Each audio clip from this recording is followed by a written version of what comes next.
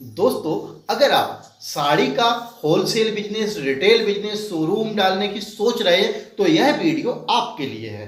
दोस्तों, हम इस वीडियो के माध्यम से आपको बताएंगे कि आप साड़ी का बिजनेस कैसे शुरू करें, कितना मार्जिन होगा, किस प्रकार से आप इस बिजनेस को शुरुआत कर सकते हैं, क्या प्रोसेस होगा, पूरी जानकारी हम इस वीडियो में आपको देंगे। तो दोस्तों, सबसे पहले हम जानते हैं कि इस व्यापार को हम कैसे शुरू करें। तो सबसे पहले जब भी आप बिजनेस को, कोई भी बिजनेस को शुरू करें, उससे पहले उस बिजनेस के बारे में थोड़ा सीखें। जैसे साड़ी का व्यवसाय है तो आप इसको पहले सीखें। सीखना क्या होगा, सबसे पहले आपको कपड़ा पहचानना सीखना है। क्यों? क्योंकि अगर कपड़ा पहचानना सीख गए तो आपका सारा काम निकल आएगा। सीखने के लिए आप क्या करें कि अपने पास के या अपने थोड़ी दूर जाके, 50-100 किलोमीटर दूर जाके कोई जो साड़ी की होलसेल दुकान हो या साड़ी का जो व्यवसाय करता हो उसके पास जॉब कर लें, या किसी से ट्रेनिंग लेने की कोशिश करें कि आपको ट्रेनिंग मिल जाए कपड़े पहचानने की। क्योंकि इस बिजनेस में सबसे बड़ी खासियत यही होती है, जो कपड़ा पहचानना सीख गया वह मोटा मुनाफा कमा सकता है। अक्सर जो नए लोग होते हैं वो इस बिजनेस में जब आते हैं, उनको कपड़ा पहचानना नहीं आता तो शुरू में ही उनके साथ धोखा हो जाता है। उनको किसी रेट का कपड़ा किसी रेट में दे दिया जाता है, और जब वो अपने मार्केट में आते हैं उस कपड़े को सेल करने के लिए तो उनसे दुकानदार या कस्टमर भी बोलता है कि इस रेट में ये कपड़ा तो वहाँ पर बहुत सस्ती कीमत पर मिल रहा है, यानी कि आप मुझे ज़्यादा कॉस्टली दे रहे हैं और आपका धंधा फ्लॉप होने लगता है। तो सबसे पहले कोई भी बिजनेस शुरू कर रहे हैं तो उसके बारे में जानना आपको बहुत आवश्यक है, और अगर आप कहीं ट्रेनिंग ले लेंगे, कपड़े के बारे में जान लेंगे तो आपको बहुत ही अच्छा रहेगा। अब बात करते हैं अगले स्टेप की। अगर आपने काम करना सीख लिया है तो अब आपको एक लोकेशन ढूंढनी है और अपने लोकेशन के आधार पर कपड़े की खरीदारी करनी है। जैसे कि आप जब भी बिजनेस शुरू करें तो आपको ये सबसे पहले जानना है, ये पहले आपको देखना कि आपकी लोकेशन में किस आधार की, किस प्रकार की साड़ियाँ ज़्यादा सेल होती हैं, लोग किस प्रकार की साड़ियाँ पसंद करते हैं, ये आपको जानना बहुत आवश्यक है। अगर आपने साड़ी का बिजनेस शुरू कर दिया और आपने ये नहीं जाना कि आपके यहाँ कौन सी साड़ी चल रही हो, आप दूसरी ब्रांड की साड़ी ले आए या दूसरे प्रकार की साड़ी ले आए जो बिहार में चलती है, बिहार की साड़ी राजस्थान में नहीं चलने वाली, राजस्थान की साड़ी अपने कोकण में नहीं चलने वाली, महाराष्ट्र में नहीं चलने वाली, महाराष्ट्र की साड़ी हमारे यूपी में नहीं चलने वाली, तो हर साड़ी अलग प्रांत में अलग हिसाब की चलती है। तो आपको ये जरूर जानना है बिजनेस शुरू करने से पहले कि आपकी लोकेशन में किस प्रकार की साड़ी चल रही है। बहुत ही इंपॉर्टेंट पॉइंट है ये आपको जानना आवश्यक है। अब बात करते हैं नेक्स्ट स्टेप की। अब बात करते हैं कि अगर आप साड़ी का बिजनेस शुरू कर रहे हैं तो आपको इन्वेस्टमेंट कितना लगना है। बहुत ही इंपॉर्टेंट पॉइंट है, क्योंकि ये इस आधार पे आपको देखना है कि आप एक दुकान खोल रहे हैं, शोरूम खोल रहे हैं, या फिर आप साइकिल पे रख के, मोटरसाइकिल पे रख के सेल कर रहे हैं, या फिर आप ऑनलाइन बिजनेस कर रहे हैं। किस प्रकार से आप बिजनेस कर रहे हैं, ये बहुत ही इंपॉर्टेंट पॉइंट है। दोस्तों, अक्सर हम जब बिजनेस को शुरू करते हैं तो हमें पहले ये क्लियर कर लेना होता है कि हम ये बिजनेस कर रहे हैं तो हमें कितना इन्वेस्टमेंट आवश्यक है। अगर आप साइकिल पे रख के, बाइक पे रख के सेल करना चाह रहे हैं तो आपको कम लागत लगानी पड़ेगी, कोई एक्स्ट्रा इन्वेस्टमेंट आपका नहीं होगा। लेकिन अगर आप शोरूम वगैरह खोल रहे हैं तो आपको रूम रेंट देना पड़ेगा, यानी कि दुकान का भाड़ा देना पड़ेगा जहां पर भी आप लेंगे। दूसरा, आपको लाइट बिल वगैरह भी देना पड़ेगा, अपने यहाँ कर्मचारी वगैरह भी रखने पड़ेंगे, तो ये आपको एक्स्ट्रा खर्चे हो जाएंगे। इसके अलावा माल आपको ज्यादा क्वांटिटी से लेना पड़ेगा। 5 से 7 लाख रुपए तक का इन्वेस्टमेंट आपको शोरूम में, नॉर्मल शोरूम में करना पड़ेगा। अगर आप 2 से 3 फ्लोर का शोरूम खोल रहे हैं जिसमें हर प्रकार का आइटम आप रखना चाह रहे हैं तो आपको 10 से 12 लाख 15 लाख रुपए तक का इन्वेस्टमेंट करना पड़ सकता है। तो ये आपके ऊपर निर्भर है कि आप 10,000 से शुरुआत बिजनेस कर रहे हैं, 20,000 से कर रहे हैं, 1 लाख से कर रहे हैं, कितने रुपए का इन्वेस्टमेंट आप इस बिजनेस में कर रहे हैं।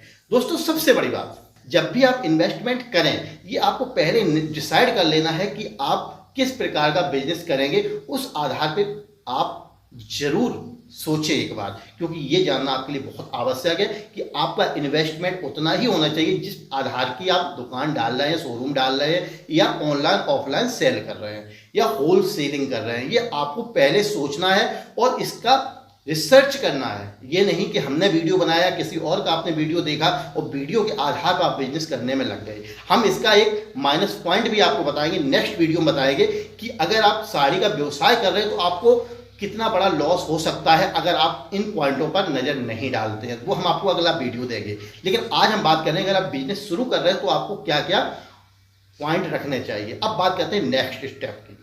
हमने मान लो कहीं से ट्रेनिंग ले ली और उसके बारे में पूरा जान लिया, माल के प्रॉफिट के बारे में अब हमको जानना है कि हमें आखिर में इसमें प्रॉफिट कितना होगा। शोरूम वगैरह हमने ले लिया, गोदाम ले लिया, या फुटकर हमने माल मंगाया, अपने ऑफलाइन सेल करें तो हमें प्रॉफिट कितना होने वाला है। दोस्तों, जब भी हम कोई व्यवसाय करते हैं उसमें प्रॉफिट हर जगह अलग अलग डिफरेंट होता है, और खास तौर पे साड़ी के बिजनेस में। साड़ी का अगर आप बिजनेस कर रहे हैं तो इसमें एक चीज़ समझिए, अगर आप बाइक पे साइकिल पे रख के सेल कर रहे हैं तो 30 से 40% या 50% तक का आप मार्जिन ले सकते हैं। यानी कि 100 रुपए की साड़ी है, आप उसे 150 रुपए बड़ी आसानी से सेल कर सकते हैं।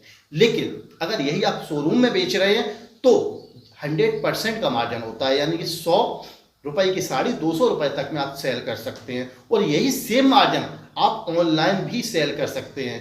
फ्लिपकार्ट, अमेजॉन, मित्रा जैसी बहुत सारी ऑनलाइन शॉपिंग है, उन पर भी आप सेल कर सकते हैं। इसके अलावा आजकल तो व्हाट्सएप पर भी ग्रुप बनाकर इसकी फ़ोटो शेयर करके अपना माल बेचा जा रहा है। फेसबुक पर भी अपनी साड़ियाँ सेल की जा रही हैं, तो ये यहाँ पर भी आप अपना बिजनेस शुरू कर सकते हैं। और अगर इस प्रकार से आप सेल करेंगे तो आपको लागत जो है वो मिनिमम कम से कम में आप बिजनेस शुरू कर सकते हैं। अगर आप 50 साड़ियाँ मंगा रहे हैं और 50 साड़ियों से भी आप बिजनेस शुरू कर सकते हैं। क्यों कर सकते हैं? क्योंकि आपको ऑनलाइन बेचनी है, आपने उसमें फ़ोटो डाली, लोगों को पसंद आई, उसी कलर को उन्होंने चॉइस किया और आपने भेज दी। तो ये आप ऑनलाइन अगर सेल कर रहे हैं तो आप 50 साड़ी या 20 साड़ी से भी शुरुआत करना चाहें तो कर सकते हैं। आपने 20 साड़ी मंगा ली, उनके लिए आप केवल ट्रायल ले सकते हैं, चेक कर सकते हैं कि हम किस प्रकार से बिजनेस शुरू करें।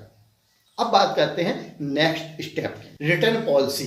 साड़ी में क्या होता है दोस्तों, एक रिटर्न पॉलिसी होती है। अगर आप कहीं से माल खरीद रहे हैं और माल खरीदने के बाद कुछ समय तक वो माल नहीं बिक रहा है, या कटा हुआ टुकड़ा निकल रहा है, या अंदर धागे निकले हुए हैं, तो आप उस माल को रिटर्न कर सकते हैं। लेकिन इसके लिए एक रिटर्न पीरियड दिया जाता है, कहीं पर 3 महीने का, कहीं 6 महीने का, कहीं 1 साल का। तो ये आप जब भी माल परचेस कर रहे हैं तो वहाँ से पहले डिसाइड कर लें कि भाई हमें ये माल आप दे रहे हैं कि कितने दिन बाद आप रिटर्न ले सकते हैं, या कोई प्रॉब्लम आ रही है तो कितना समय मुझे मिलेगा। इस प्रकार की भी जानकारी आपको ले लेनी है।